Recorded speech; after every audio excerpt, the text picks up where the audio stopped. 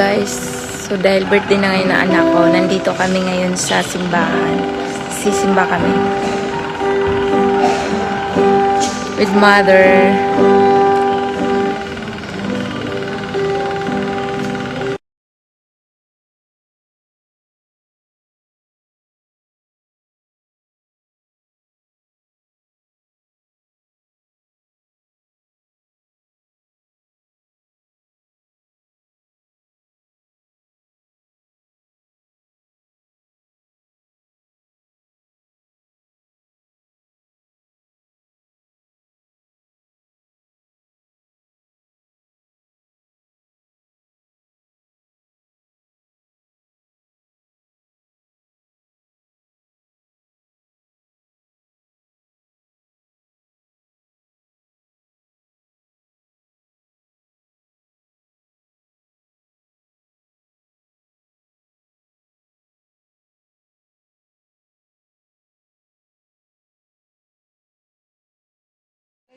So guys, umuwi pala ako ngayon. Nandito na ako sa bahay namin sa probinsya.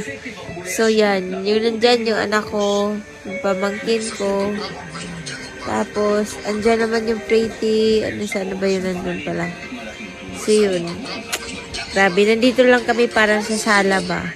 So yun, ayun yung TV namin. Ang kalat yun. So yun.